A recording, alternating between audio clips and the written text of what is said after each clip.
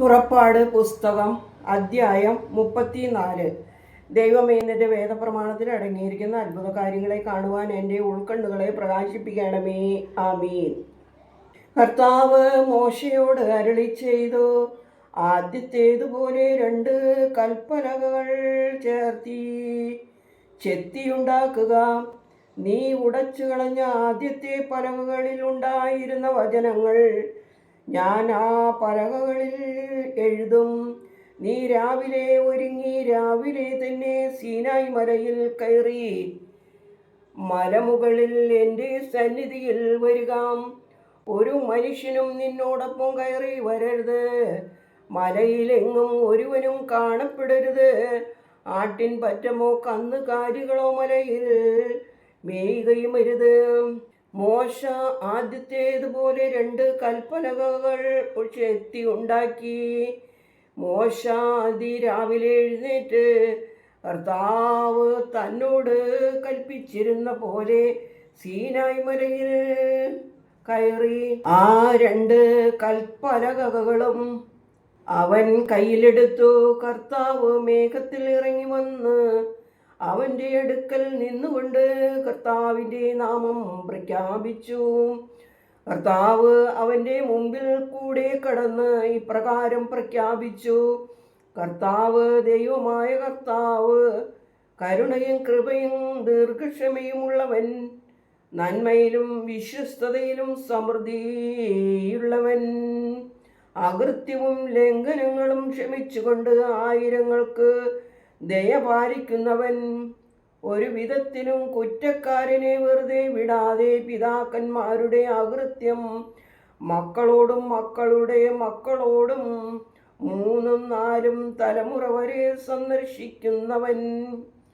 മോശ പരിഭ്രമിച്ച് നിലം വരെ തല കുനിച്ച് നമസ്കരിച്ചു. അവൻ പറഞ്ഞത്: കർത്താവേ, എനിക്ക് തൃക്കണ്ണിൽ കൃപ ലഭിച്ചിരിക്കുന്നുവെങ്കിൽ കർത്താവ് ഞങ്ങളുടെ ഇടയിൽ നടക്കണമേ എന്ന് ഞാൻ അപേക്ഷിക്കുന്നു. ഇത് വഴക്കമില്ലാത്ത ജനമാകുന്നു. ഞങ്ങളുടെ അകൃത്യവും പാപവും ക്ഷമിച്ച് ഞങ്ങളെ നിന്റെ അവകാശമാക്കണമേ. അവൻ പറഞ്ഞു: ഇതാ, ഞാൻ ഒരു ഉടമ്പടി ചെയ്യുന്നു. ഭൂലോകത്തെങ്ങും ഒരു ദേശത്തും ചെയ്തിട്ടില്ലാത്ത അത്ഭുതങ്ങൾ നിന്റെ ജനത്തിൻ്റെ മുമ്പാകെ ഞാൻ ചെയ്യും. നീ ആരുടെ ഇടയിൽ വസിക്കുന്നുവോ ആ ജനമെല്ലാം കർത്താവിൻ്റെ പ്രവൃത്തി കാണും. എന്തെന്നാൽ ഞാൻ നിന്നിൽ കൂടെ ചെയ്യുന്നത് ഒരു ഭയാനക കൃത്യമത്രേ. ഞാനിത് നിന്നോട് കൽപ്പിക്കുന്നതെല്ലാം പാലിക്കുക. ഇതാ, ഞാൻ നിന്റെ മുമ്പിൽ നിന്ന് അമോര്യർ, കനാന്യർ, ഹിത്യർ, പെരിസ്ത്യർ, ഹിവ്യർ, യുബേസ്യർ എന്നിവരെ ഓടിച്ചു കളയും. അവർ നിന്റെ മധ്യേ നിനക്ക് ഒരു കെണിയായി തീരാതിരിക്കേണ്ടതിന് നീ ചെല്ലുന്ന ദേശത്തെ നിവാസികളുമായി ഉടമ്പടി ചെയ്യാതിരിപ്പാൻ കരുതിക്കൊള്ളണം.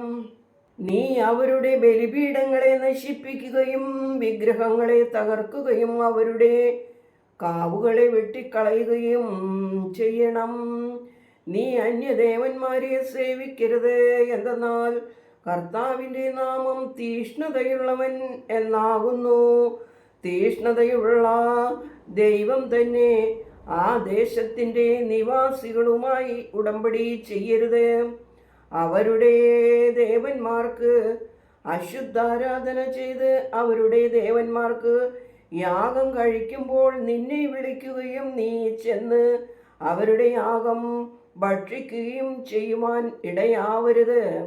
നിന്റെ പുത്രന്മാർക്ക് അവരുടെ പുത്രിമാരിൽ നിന്ന് ഭാര്യയെ എടുക്കുകയും അവരുടെ പുത്രിമാർ തങ്ങളുടെ ദേവന്മാർക്ക് അശുദ്ധാരാധന ചെയ്യുമ്പോൾ നിന്റെ പുത്രന്മാരെ കൊണ്ട് അവരുടെ ദേവന്മാർക്ക് അശുദ്ധാരാധന ചെയ്യിക്കുകയും ചെയ്യുവാൻ ഇടവരരുത്.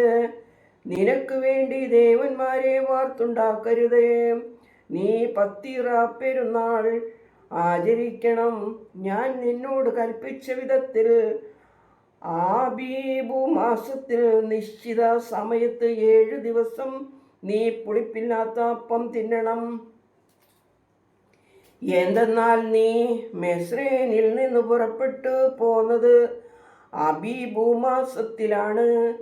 ആദ്യം ജനിക്കുന്നതെല്ലാം നിന്റെ ആടുകളുടെയും കന്നുകാലികളുടെയും കടിഞ്ഞൂലെല്ലാം എനിക്കുള്ളതാകുന്നു. കഴുതയുടെ കടിഞ്ഞൂലിനെ ആട്ടിൻ കുട്ടി മുഖാന്തരം വീണ്ടെടുക്കുന്നില്ലെങ്കിൽ അതിൻ്റെ കഴുത്ത് ഒടിച്ചു കളയണം. നിന്റെ കടിഞ്ഞൂൽ പുത്രന്മാരെയെല്ലാം വീണ്ടെടുക്കണം. നിങ്ങൾ എൻ്റെ സന്നിധിയിൽ വെറുങ്കയോടെ വരരുത്.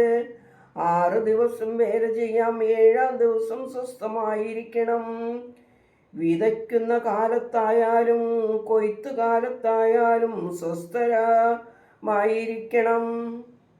ഗോതമ്പ് കൊയ്ത്തിലെ ആദ്യ ഫലത്തിൻ്റെതായ ആഴ്ചകളുടെ പെരുന്നാളും ആണ്ടറുതി കായ്ക്കനി പെരുന്നാളും ആചരിക്കണം. ആണ്ടിൽ 3 പ്രാവശ്യം പുരുഷന്മാരെല്ലാം ദൈവമായ കർത്താവിൻ്റെ മുമ്പാകെ, ഇസ്രായേലിൻ്റെ ദൈവത്തിൻ മുമ്പാകെ വരണം. ഞാൻ നിന്റെ മുമ്പിൽ നിന്ന് ജാതികളെ ഓടിച്ചു കളഞ്ഞ് നിന്റെ അതിര് വിസ്തൃതമാക്കും. ആണ്ടിൽ 3 പ്രാവശ്യം നിന്റെ ദൈവമായ കർത്താവിൻ്റെ മുമ്പാകെ നിൽക്കുവാൻ നീ പോകുമ്പോൾ ആരും നിന്റെ ദേശം മോഹിക്കുകയില്ല. എൻ്റെ യാഗരക്തം പുളിപ്പുള്ള അപ്പത്തോടുകൂടെ അർപ്പിക്കരുത്. പെസഹ പെരുന്നാളിലെ യാഗം പ്രഭാതം വരെ വച്ചിരിക്കരുത്. നിന്റെ നിലത്തിലെ ആദ്യ വിളവിൻ്റെ ആദ്യഫലം നിന്റെ ദൈവമായ കർത്താവിൻ്റെ ആലയത്തിൽ കൊണ്ടുവരണം. ആട്ടിൻകുട്ടിയെ തള്ളയുടെ പാലിൽ പാകം ചെയ്യരുത്. കർത്താവ് മോശയോട്, നീ ഈ വചനങ്ങൾ എഴുതുക. ഈ വചനങ്ങൾ ആധാരമാക്കി ഞാൻ നിന്നോടും ഇസ്രായേലിനോടും ഉടമ്പടി ചെയ്തിരിക്കുന്നു എന്ന് പറഞ്ഞു.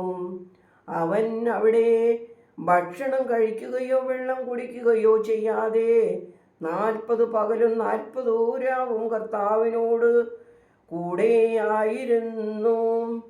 അവൻ കൽപ്പലകകളിന്മേൽ ഉടമ്പടിയുടെ വചനങ്ങൾ 10 കൽപ്പനകൾ എഴുതി കയ്യിൽ സാക്ഷ്യത്തിൻ്റെ 2 പലകകളുമായി മോശ സീനായ് പർവ്വതത്തിൽ നിന്ന് ഇറങ്ങി വന്നപ്പോൾ ദൈവം തന്നോട് സംസാരിച്ചതിനാൽ തൻ്റെ മുഖചർമ്മം പ്രകാശിച്ചു കൊണ്ടിരുന്നുവെന്ന് മോശ അറിഞ്ഞില്ല. അഹറോനും എല്ലാ ഇസ്രായേൽ ജനവും മോശയെ നോക്കിയപ്പോൾ അവൻ്റെ മുഖചർമ്മം പ്രകാശിക്കുന്നത് കണ്ടു. അവൻ്റെ അടുത്ത് വരുവാൻ അവർ ഭയപ്പെട്ടു. മോശ അവരെ വിളിച്ചു. അഹറോനും ജനത്തിൻ്റെ പ്രമാണികളെല്ലാം അവൻ്റെ അടുക്കൽ മടങ്ങി വന്നു. മോശ അവരോട് സംസാരിച്ചു. അതിൻ്റെ ശേഷം ഇസ്രായേൽ മക്കളെല്ലാം അവൻ്റെ അടുക്കൽ വന്നു. സീനായി മലയിൽ വെച്ച് കർത്താവ് തന്നോട് പറഞ്ഞതെല്ലാം അവൻ കൽപ്പനയായി അവർക്ക് നൽകി. മോശ അവരോട് സംസാരിച്ചു കഴിയുവോളം തൻ്റെ മുഖത്ത് ഒരു മൂടുപടം ഇട്ടു. മോശ കർത്താവിനോട് സംസാരിക്കുവാൻ അവൻ്റെ സന്നിധിയിൽ ചെല്ലുമ്പോൾ അവൻ പുറത്തു വരും വരെ മൂടുപടം നീക്കിയിരിക്കും. തന്നോട് കൽപ്പിച്ചത് അവൻ പുറത്ത് വന്ന് ഇസ്രായേൽ മക്കളോട് പറയുമ്പോൾ മോശയുടെ മുഖം പ്രകാശിക്കുന്നു എന്ന് ഇസ്രായേൽ ജനം കണ്ടു. കർത്താവിനോട് സംസാരിക്കുവാൻ പോകുവോളം മോശ മുഖത്ത് മൂടുപടം ഇട്ടിരുന്നു. ദൈവമേ, സ്തുതി നിനക്ക് യോഗ്യമാകുന്നു. ബാറകുമോർ.